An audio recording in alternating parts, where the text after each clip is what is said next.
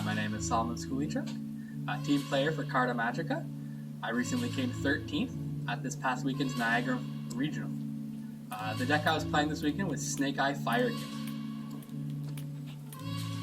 To start, normal standard things: 3 Ash, 2 Pop, 1 Oak, 1 Flame Bridge for the monsters. I opted to not play Diabellstar Snake Eye.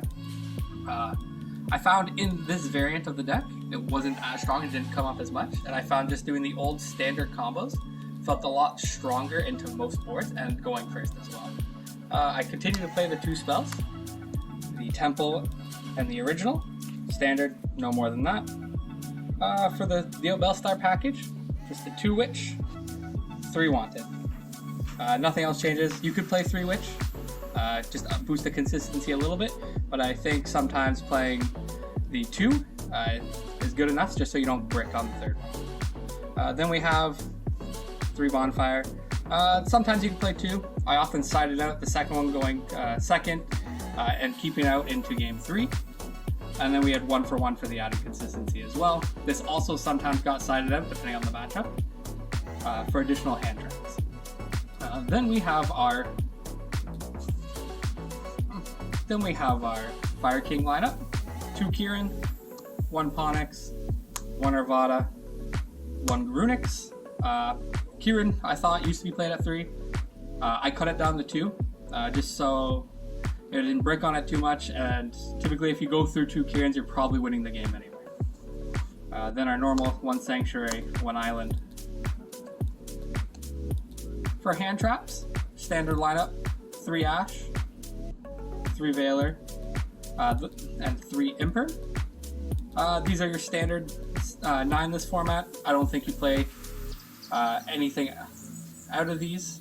Sometimes you can play extra if you want to play 3 Mourner for like Veiler targets. I opted into playing 2 Nib for this event. I think I would have played 3 just so I could play into more of the Ritual Beast matchups. I found that this deck really struggles into that matchup, even with having the 9 hand traps and sometimes more. And then for flex, I played 2 Droplet, 2 Talents, and 1 Called By. Droplets and Called By were very strong, especially into Tempai matchups. Sometimes if you would brick or you would get heat waved, you could just set the Droplet and Called By. You could kind of play through it that way. And that's it for the main deck.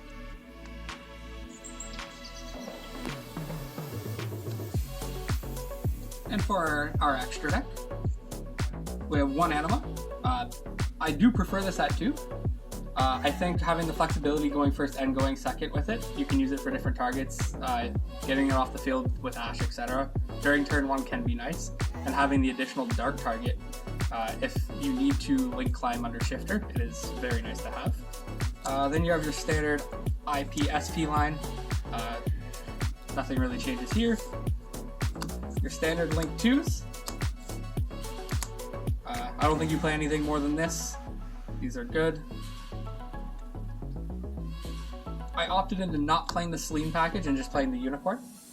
I think IP and the Unicorn are strong enough, especially with the amount of hand advantage you do get during your opponent's turn. With that, I'm also playing Double Princess.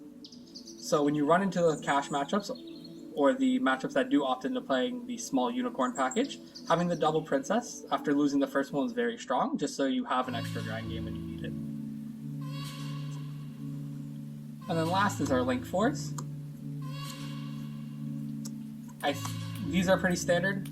You'd flex up the Underworld Goddess for access code if you are playing the Selene package, but I think the 4 Amblo, Raging Phoenix, Zelantis, and the Apple are mandatory in this format.